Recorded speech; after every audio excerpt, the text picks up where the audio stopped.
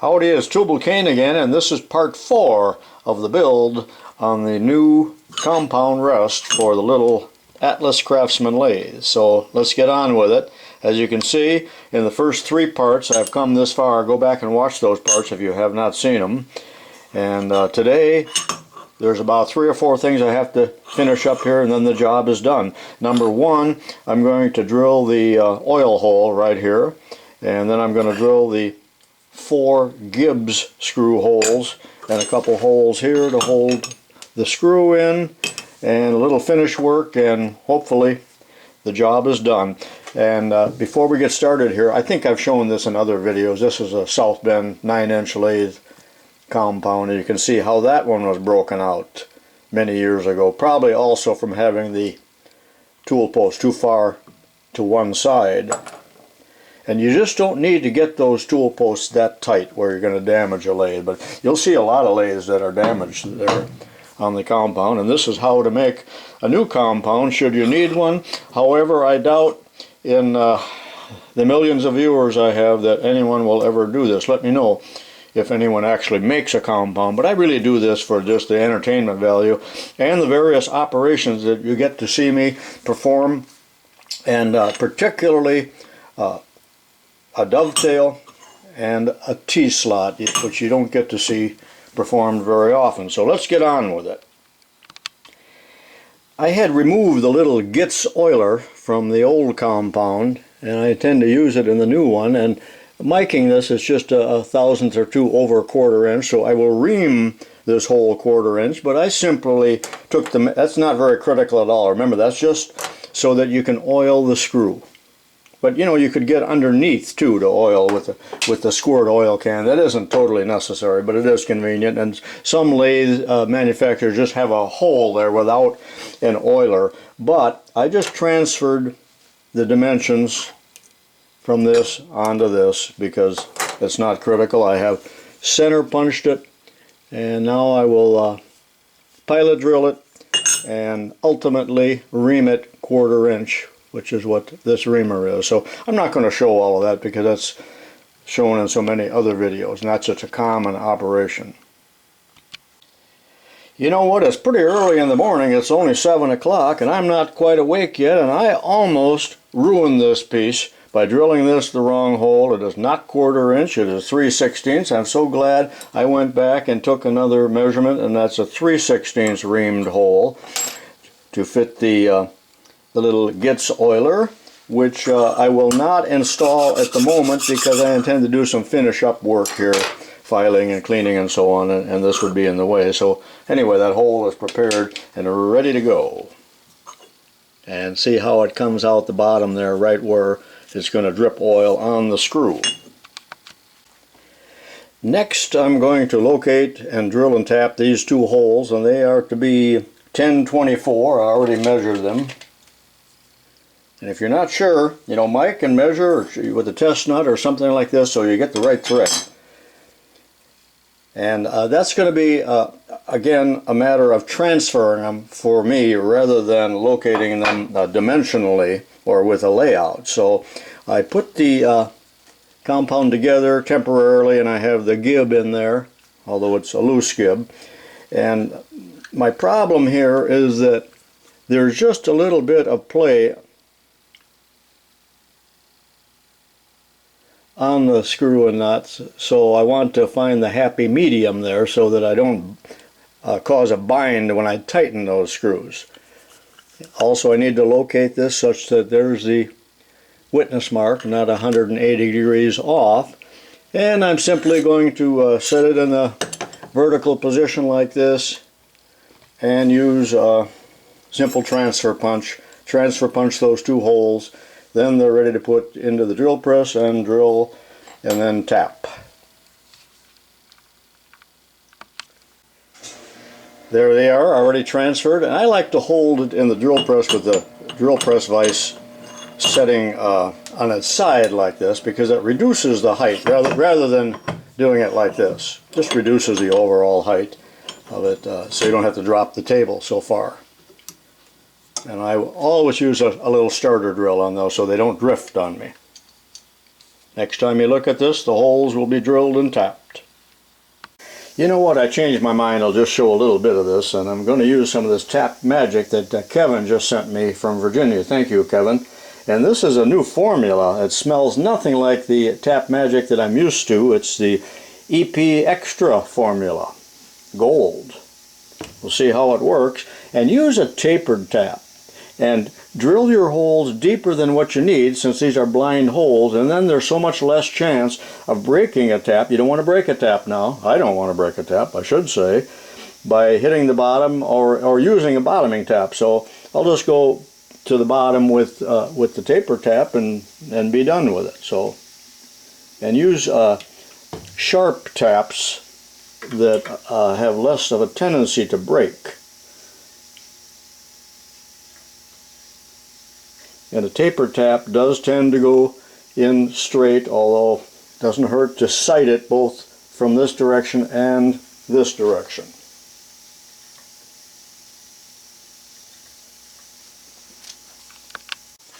Well, the gold formula is a good formula. It's successful. It did not break the tap. And I also took this over to the belt sander. And remember, that was a cut on the Bridgeport with a roughing end mill. So I cleaned it up with the abrasive sander, knocked the corners off on this end anyway, blew the holes out. I always liked Vaco screwdrivers. I just don't know if they still make them, or do you say Vaco? Garage sale, of course. So the screws fit. Now, transfer punches, if you do not own any, are just a wonderful thing, so it works every time. So now it's finally under its own power, but of course the gib is loose. Matter of fact, it's a little bit too loose. Lathe. Alright, I've saved the last part here, which is the hardest part, or I should say, I saved the hardest part for last. That's how I should phrase it. But I need to lay out these 4 gib screw holes, and they need to be accurate. They need to be accurate because I want them to line up with these dimples, these divots in the gib. So this is kind of a difficult thing to do. I can measure, but how are you going to measure the middle of a threaded hole? I'm going to show you a couple of ways, but this is the actual way that I'm going to do it. And I have put into the holes already, the threaded holes, transfer screws. I've talked about transfer screws many times, and in this case they are, what was the size? 832. Remember what they look like. Perhaps you haven't seen the other videos. I'll take that. That's what they look like. And there's 6 in a pack. It's a 6-pack actually. And there's a little wrench, a little socket wrench in the end that fits the tiny little hex on here. These are quite costly, as you can imagine, because they're hardened as well. But I have already put, let me move some of this stuff aside here, 6 of them in there, so they all stick out the same distance. Well, how did I do that? When I laid a straight edge of some kind of cross like that. I'm most interested here in the distance from center to center that they match up.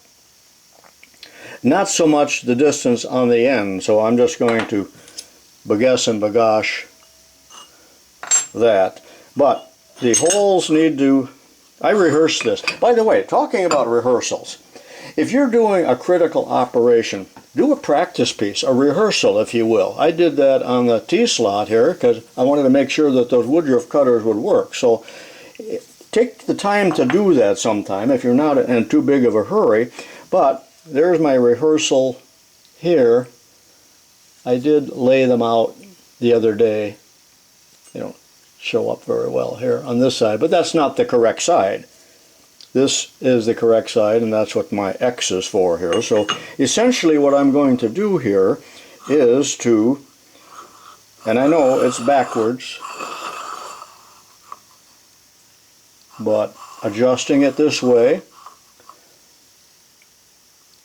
I'm going to tap it, which is kind of awkward. I might put a C-clamp on there to hold them together. Again, so that I get 4 center punch marks, not just 2, not just 3, but all 4 without redoing it.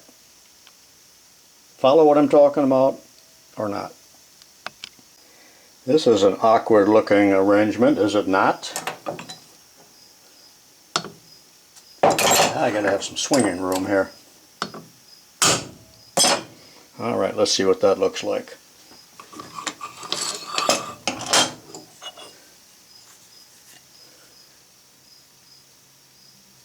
Ta-da!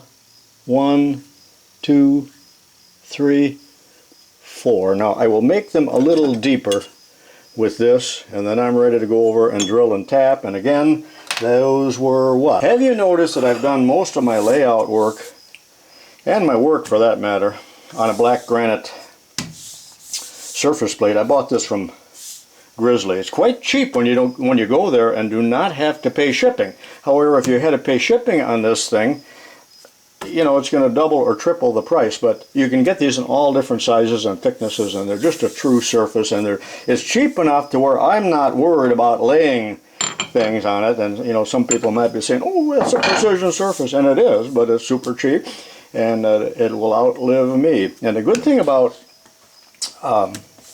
granite is that should you drop something on there, let's just say I drop something semi-heavy on there, like this, and cause a chip. Well, the chip will be a hole, but there will not be a raised spot where you have to dress it down like there is with an iron surface plate. You've seen me do this 100 times with my little micro camera-on drill press here with a drill bit that is smaller than 3/16, and it just allows me to peck away and accurately drill the pilot hole. But I just do not want these to move on me. So I drill all 4 of them, because that bit is so small it'll flex. I drill all 4 of them just an 1/8 inch deep before I go back to the regular drill press. All 4 holes drilled. Now, a point I wanted to make here when drilling, if it was a smaller drill than this particularly, and you're breaking out into this dovetail here, there could conceivably be a chance here where you could break the drill, because it's drilling through one side before the other. So, matter of fact, whenever you're exiting or finishing a hole, you ought to slow your feed down. Let it break through gradually. Now the question is, before I tap these 832, does the gib fit? Really need a bit of a drum roll here, but looking with my little flashlight, it looks like it's a go-ahead. I've got it holes all tapped and back together. No oil in there yet because I didn't tighten the gib screws yet, and I did indeed have to use a Swiss file to get the burrs out from the dovetail. Blew that out real well. Now the gib screws are what I call a dog point screw, like that, and it's the little point there that goes into those dimples. And they all seem to line up just fine, and the little nuts, which you'd never be able to buy locally, are 1/4 inch. That is, they take a 1/4 inch wrench, and well, I'll make the final adjustment when I got it on the lathe, and it's held firmly. And I have a knob on here because this hurts to turn on the sharp broken edges here. Okay, let me take it apart again and tell you another way of laying out these holes. Here's a potential alternate for finding the center to center distance here. Now, I just guesstimated that it's about 1 inch and 300 thousandths just by putting the points to the center of the holes. That is not all that reliable, and is it the same on all of them? So I put 832 screws in the holes, and I took a measurement here, and I'm getting, let's see, 1.466 approximately. A little less there, a little over there, so it's varying just a little bit. But remember, the dog point is small enough to tolerate just a little bit of inaccuracy, but doing the math, and then also noting here that the diameter is of the screws is, let's call it 60 thousandths. I did that with the digital as well. But anyway, doing the math, taking the distance 1.466, which was, again, this, and subtracting the diameter, you need 2 radiuses, which is the diameter, and it comes to 1.306 thousandths. So my 1.300 was pretty close. So that's another way that you can approach problems like this. Of course, the first thing I noticed that was wrong with this lathe before I bought it was that this knob, his crank, was broken off. Again, that's Zamak. Notice that there's a keyway in there and a key. Now I can't turn it. There's a little key, and it's pretty small. And I went through my box of knobs and cranks and all of that I've been saving for years and years. And, you know, here's what I came up with. Nothing that's usable. That's way, way, way too big, of course. As are these, if I made some other little deal and just use one of these for the crank. But I was considering taking the knob off of this crank and making just a little disc. But since I'm in a hurry and I want to get on with the job, and this might be temporary and sooner or later I'll find the correct item, I'm going to take this knob that was also in the box. It was kind of rusty. I de-rusted it. It's just a knurled knob that is about 1 3/8 diameter. It's probably too thick right now, but visualize that on there. And I have seen some lathes that on the compound use a knob rather than a crank, and it's certainly doable. So let me see what I can do with this. The thing that I'm worried about here is how am I going to ever make that tiny little keyway. I don't have broaches that small. It looks like it's only about a 16th wide. Here's what I'm going to do, although it could be a failure. This is 1/4 inch diameter on the screw, and the key is 1/16, that's 62 thousandths, as you can see, or maybe you cannot see. So I plan on filing, this is a 16th inch wide, I plan on filing a keyway in, because there won't be really that much material to remove. If you can visualize from that's just not much. So that might work. If it doesn't, of course you won't see this bit of video, will you? I'll start by cutting this off, facing it, drilling it, and then I have to counterbore it as such for this nut. And I assume that was, notice there's a little slot on that. South Bend makes some of theirs that way too, to avoid skinning your knuckles as you crank.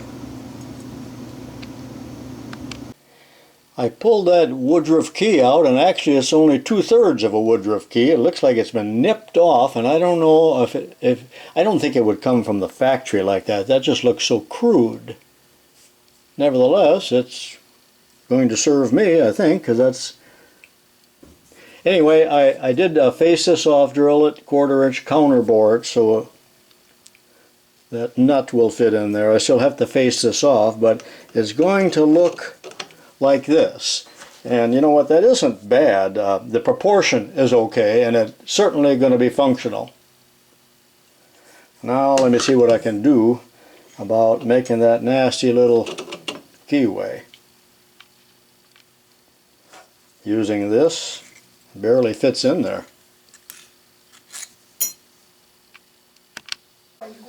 I hear something coming down the stairs. I got a visitor that's going to help me with this problem of how to make that keyway. Hello, Henry. Approach the bench. Hi, buddy. Yeah, check out that vacuum cleaner. Oh, he likes it down here. Well, Henry just gave me a little advice here. I've never tried this before, but I put a piece of a 1/4 inch rod into the 1/4 inch hole, and using a 16th inch drill bit, and I have already tried to center punch here, straddling the two pieces. So if the drill bit can follow that, I will at least have a starting point for my filing, you know, and perhaps 1/2 or more of the material removed without filing. So let me give that a try. Well, I've got a 1/2 hole there, maybe a little more than 1/2, so let me square it up a little bit with this and see if that key will fit in there. There it is, virtually done. And that taking Henry's advice, making that little keyway with a 16th inch drill bit was really too good to be true. So that's on for good, but what I'm going to do now is to take the rest of it apart again, because I have to clean it up and get the bluing off, the dye off, and then reassemble it with some oil and adjust the gibs. I squared up the end to get the tooling marks off, and I'm going to put a bit of a radius on these two corners, as such, on the 6-inch belt sander.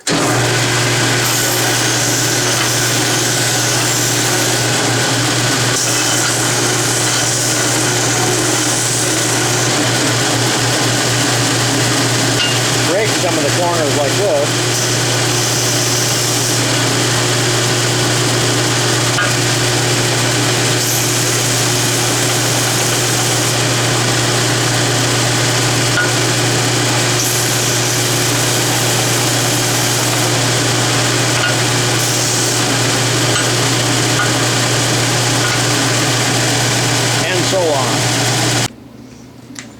Shaping up, I dressed this on the sander too, but now I need to remove the rest of the layout die, so I pulled out my can, trusty can of Dykem remover, and I've had this for at least 30 years, and I've used it within the last few months, and it was about half full. I pick it up now, it's totally empty, turn it around, and it has rusted through.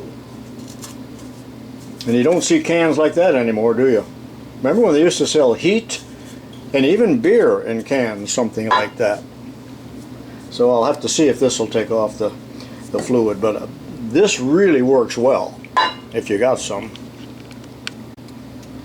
Alright, I got the bluing off, the dye that is, and this did work fairly well. And you know, I had a little red on my fingers there for a second, and it just reminded me, you know, I did not draw blood on this project, so I made a score on that.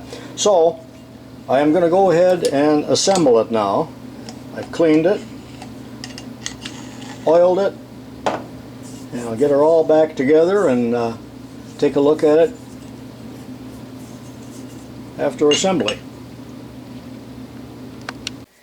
With the compound in the vise now, I'm making an adjustment to the gibs, and remember, that's not unlike what we used to, the way we used to adjust tappets, you old timers, on our 6-cylinder Chevrolets, Blue Flame 6.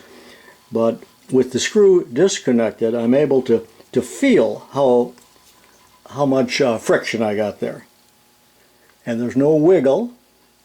So what I like to do is bring them up and then tighten the nuts. I'll do one at a time and come back and check it. Then I can put the last 2 screws in here. I believe I got a real good fit now. The gibs are adjusted just right, in my opinion. Last 2 screws. I think we can safely say that this little boy was inspired by his bigger clausing brother. The Gitz oiler is installed, and this job is done. Let's go out in the garage and put it on that little Atlas lathe, see what it looks like. And so I've gone from this to this to this. Now remember that you know, I had a spare piece here just in case I had to make another one, but believe it or not, no major errors this time. But 12L14, I call it lead alloy 300, has a marked tendency toward rusting. And that's just from sitting in the garage, but it'll rust even in a basement, or I guess any place for that matter. So this is one that I'll have to keep oiled to prevent rust, kind of the way you would oil a gun. Now we truly are going out to the garage. Well, little compound, say hello to your mother. I've already cleaned that and oiled it. And by the way, this compound was made in America. Now, I've already taken these little set screws out, and I'm going to install these little pins, and remember that the pins have to go in there with the angle facing up. Where's the other one? These actually look like they're damaged.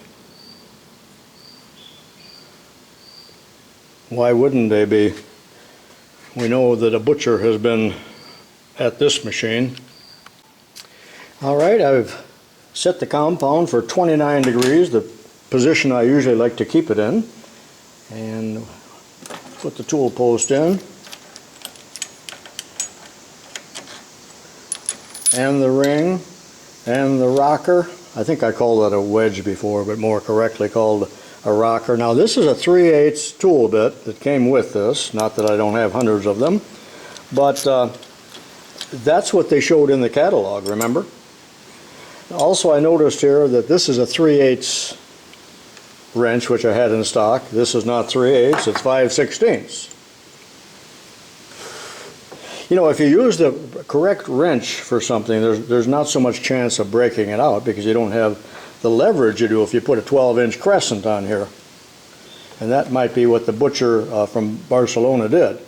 But you can see that the height is just about right here, with the rocker approximately level to use a 3/8 cutter. Oh, tighten that up.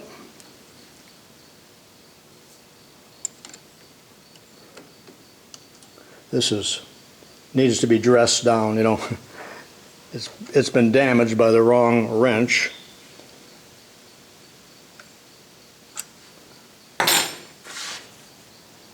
Alright, it's ready to use.